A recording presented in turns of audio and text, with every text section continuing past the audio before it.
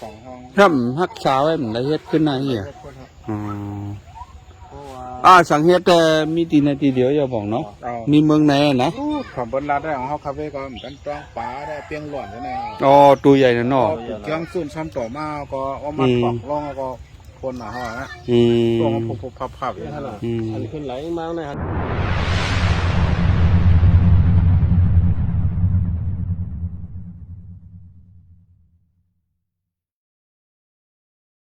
มาสงขาเสาตานะภูมิเสสถาลีและพี่น้องผู้ถ่อมตัวเฮาเขาตั้งเสียงคา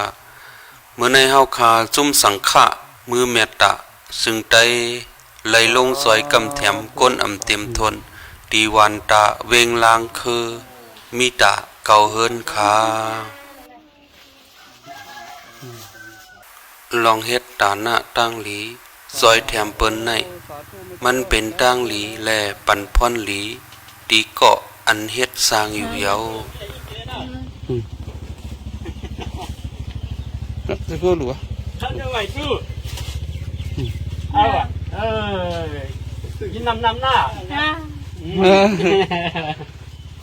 จะพูดหรือวะในเจ้าฉากจ้องกลางนอนในเจ้าฉากจ้องกลางเอากายากุศลจอมมาคันเนี่ย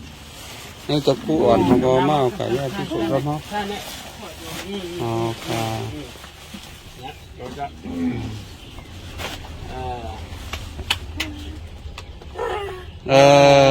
สาธุสาธุจบ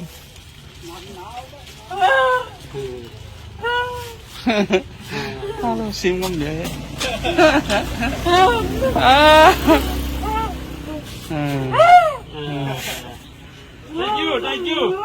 ได้ยู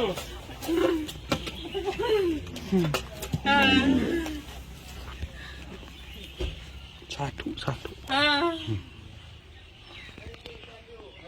กุยกะพรหลีมันเตเลยนำเลยในนั่นมันมีตีไว้เสือเสมอตึกบวนว่าเตเฮ็ดมือตึกเฮ็ดอยู่และวายมือเฮ็ดเยาปอมาจักแผ่ปลายวนอันโซนอีเฮเฮ็ดตังหลีนั่นมันเป็นไว้ตังวน3จันขาอยู่ริวนอมันให้เอาโคมาหลัวมาตัวนะเอามาหน้ามีเสื้อผ้านั่งไงไปนั่งฮะเนี่ยเป็นได้ก่อยแน่เป็นล้านฮะอ๋อสาธุด้วยรู้สาธุค่ะ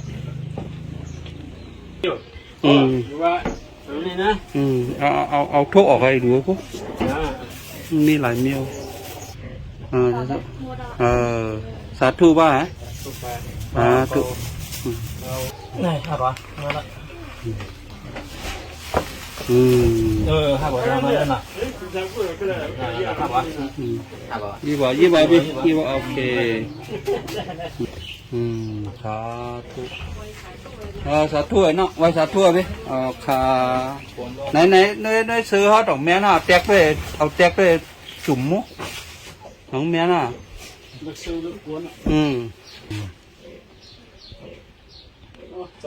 โอ้แมนลีเนาะแตกอะไรนุ่งอะไรพี่ยาวไปเจ้าแม่นเนี่ยตีใหญ่มากเนาะเอาคาสาธุครับเอาคาเมื่อนั้นต้องหน้าเอาคาอยู่ลีกินวันครับเอาคาเจ้าไหมครับ1เฮ็ดดังดีตอนตะเฮอเปิ้นหันหลีเฮายุกยองยออามเฮา2เฮ็ดดังดีตอนตะซอยแถมเปิ้นเฮอปอเป็นพรหลีตอนตะเปิ้นแต่3เฮ็ดดังดีตอนตะปัดเพียวล่าง8กิเลสะข่อยอมรอพระตอสะม5ในกะตั้งวนอันส่วนอีในเจอ3เมียวในเฮ็ดตั้งหลีตาเฮอเปิ้นยออามอันไหนเป็นตาหน้าตั้งหลีสั่นเงาเตียมเสเปิ้นกู้โสกอไลฮู้ว่ามันถูกหลีเฮ็ดและฮู้ว่าพอเฮ็ดมันเตเป็นพรหลีตอนตาเปิ้นไหนเสเฮ็ดอันไหนเป เป็นตั้งหลีสั้นกลางกู้โสกอนไหนนำปานกลางฮู้ว่าลอผ้าในมันเคยไหลแลอ่ำเคยปันต่อซาในมันหมอแหมอ่ำหมอเมตตาหมอหาในมันสุ่มกุมงำตันเฮ็ดเฮออ่ำหูหลีหูห้ายป้อเอาตราตึกเปเสอลอพระตอสะหมอหะในเสหมอเฮ็ดดาหน้าหมอยืนแม่งซอยแถมเปิ้นหมอมีเสริมเมตตาหมอเวให้เฮ็ดดีอันในเป็นตั้งหลีสั้นสูงสุดกู้โสก็ไล่นำสุดเยาวกอบนั้นแลเจิ้งหือเฮาก็เฮ็ดตั้งหลีอยู่เยาวป้อว่าเตเฮ็ดในสึงเฮอเฮาหมอไว้เสอหมอตำวางเสอเสเฮ็ดป้อเป็นนั้นตั้งหลีตีอันเฮาเฮ็ดนั่นมันเตยืนแม่งปันพรหลีอันสูงสุดนั่นอยู่เยาวสังเพอหันคลิปวิดีโอจุ่มสังฆ่ามือเมตตาซึ่งใต้ตาซอยกำแถมคนกินอ่ำเต็มทนเน็กไลเน็กแชร์เน็กฟอลโล่ติดตามปันปาขาย้อนสู้ให้สู่เศร้าไลกู้โสเพ่งเป้งกันกูก็ขายกจ้านะ ยินชมจากครัวค่ะกุศลกุปากุศลกุศลกุปาหันให้ก็ยินชมหันไรมากำแถมกุศลกุลองของกินของเยี่ยมหันเนาะยินชมภาษาขาในก็ดอนดาอันกำแถมในก็พี่น้องก็คือเดี๋ยวที่สุข้าวเมืองไทยในก็ไรอยู่ไรกำแถมมาโอ้ผู้เดินผู้ปีเนี่ยนี่ก็ตอนหนึ่งหันเนาะก็เลยมากำแถมนะครับไปเอาดามตัวพี่น้องเสื้อเคยเอาอะไรยินส้มขอบใจถึงจะเช้าข้าวที่บดกุศลกุปาค่ะ ขาสาธุก็เอาสาธุก็เอาเอาปถอยตอนก็ไม่ปะอะไรก็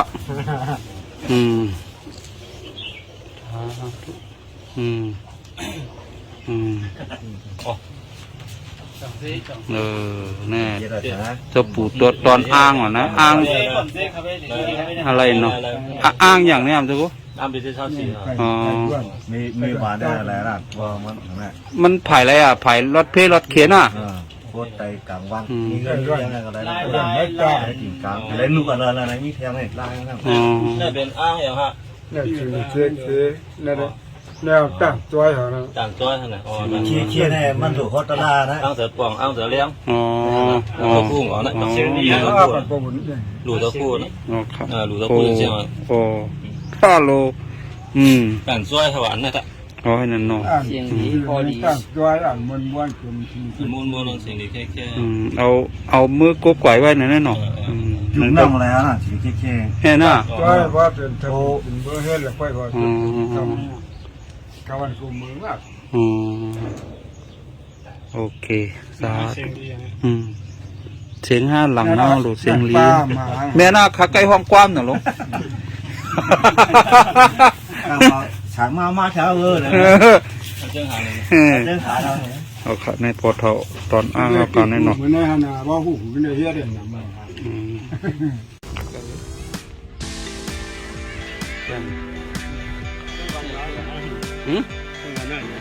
ก็น้องอ้อยค่ะ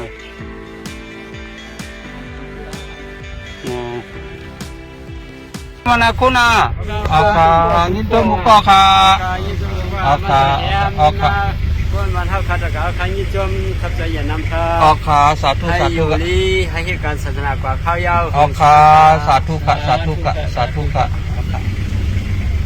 ในเป็นน้ำเตียงค่ะเนาะน้ำเตียงในเขาคำมาเล็ดด้วยในสิมน้ำกุปอเขาเนี่ยของหน้านี่หุ่นจอมหลวงเอาไหนคนว่าไหวเข้าป่าก็ได้ป่าจุ่มหมดครับตัวเดียวแบบมีเหรอมีเนาะสิมน้ำในกระเสาเนี่ยยาวถึงปุ่นหน้ามันเข้ากับทั้งในทั้งสองห้องเนี่ยทั้งในเขาลงได้ทั้งเนี่ยเป็นโคไก่ขึ้นป่าสูงบ่คือในโคไก่เข้าป่าเป็นสูงนะฮะแล้วสองผักกระเพียมตั้งกลางฮะอันนี้ดีเสือขวยไม่ขวยคือหลังทางเบียนซ้อมคือหน่อที่ตัวพ่อยไม้ฮะเนี่ยต้องเนื้อหน่อม นำมาฟังควร น้ำมันคล้องก่อนในเสาเนี่ยมันเดี๋ยวมีแทงมันขอนกว่าเนี่ยเป็น3 ห้วยก็3 ห้วยเป็นต้องได้วุ้น แต่มี2 ห้อง ถ้ำฮักสาวไว้มันได้เฮ็ดขึ้นนะเฮียอ๋อ เพราะว่า สังเฮ็ดแต่มีตีนาทีเดียวอย่าบอกเนาะ เอา มีเมืองไหนอะนะ ของบนรัดได้ของเขาคาเฟ่ก็เหมือนกันต้องปลาได้เปียงหล่อนกันแน่ อ๋อตัวใหญ่นะเนาะ เครื่องสูนช่อมต่อมาก็ว่ามาปอกล่องก็คนหนาห่อนะ อืม ตัวมันผุบพับอย่างนั้น อืม อันขึ้นไหลมาเลยครับนี่ อ๋อ ว่าเจ้าลงมาไหนก็มันเป็นเฮ็ดปักลักเฮ็ดเสาก็ได้เนาะ อืม เพราะเอาไหนเป็นไก่เสียนตั้งมั้งนะฮะ อืม เขาก็ไหน หางจะคุ้มมีอะหางเก่า ทางเก่ามันต้นไหนว่า ผมเพิ่นพอก็มีอะแหว เรื่องหามขึ้นหาตาเช้าเขา อ๋อปานนั้นมีแกมลาดไถโอ้ มีฮะ อ๋อโอ้เสยหลายแก่นเนาะเฮาก็ยามมาในบ่ บ้านเจ้าผ้ามาเฮ็ด อ๋อเจ้าผ้ากันไหล เจ้าผ้าหมองไหม เจ้าผ้าหมอกไหมเนาะอ๋อ ก็ได้เหมือนตื้อเขาหล่อขนาดตาเช้า อืมโอ้ในกึดปืนอยู่สิเสามันโตๆเลย ยาวเลยกะ ลูกกอกนั่นเหมือนกัน โอ้สังเฮ็ดอะไรขึ้นในแก่เนาะสังมีหางเลยเฮ็ดอะไรเนาะสุดเนาะ แล้ว เฮ็ดขึ้นเปลือกเก่าไว้นะ เป็นเสื้อไหมใหม่หน้าตาเช้า อ๋อวันนั้นไม่นั่นน้อยเนาะ ตีสอดที่อยากมา อืมอ๋อจื้อว่ามีฮู้นั่นนะอืมอ๋ออันนั้นน่ะครับฮู้อืมข้าในผังปุนเต้งหั่นเนาะผังปุนเต้งมาสักโคตั้งแต่เนี่ยมีนำมีเตียนตาเฮอหลอเนาะ จะมีเสาของนั่นก็ตัวนั้นนำ อ๋ออืม แต่เฮาเหรอ โอ้นั่นก็หลอดมาเรียนนำ บอกว่าพวกเมืองปั่นล้างคืมเมืองปั่นอะไรมาคำโพงไงฮะ อ๋อไอ้นั่นเนาะอ๋อ ก็คาเฟ่เหมือนกันตั้งฮะ อืม โอ้กว่าหลังหองกันนะโอ้ยาวกันนะทำเดี๋ยวนะแค่ต้องสูงไม่ใช่ต้องสูงนะมันขึ้นหลังพูดฮะ อืม หลังอ่ะโอ้ที่กระตาละลายตัวตามหลัง บ่มาหลีล่างคือไหนบ่มาแม่นจอมขิงจอมยามก็เดไรมีน้ำทานนั่นเนาะก็นั่นสิน้ำที่พันนั้นเป็นน้ำทานกันแหละน้ำทานครับน้ำทานเจมเนี่ยค่ะว่านะกินน้ำเมาค่ะก้อยบ่ว่าไว้ตบบ่หูคำได้บ่กินได้เมาได้กินอะไรวะเพราะงั้นได้เมากินอะไรมันเป็นยาล้างไตค่ะเนาะยาล้างไตน้ำทานล้างคือเนี่ยค่ะเนี่ยเป็นของยาลีก็ไรบ้านเนี่ยวะ ปั่นเป็นมาเฮ็ดแถว อ๋อ จ้องการนั่นน่ะ อ๋อจือเจ้าเสียเป็นลีไม้มาเฮ็ด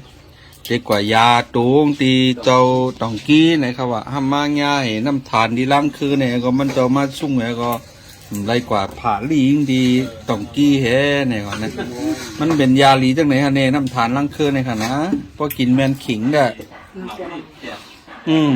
เจ้าป้อมกินแมนขิงเนี่ยเป็นยาลีเองก็ว่าก็ไปมันใครแมนเซียน เป็นมันชิกย่าง เออ ไปไหม นั่นค่ะ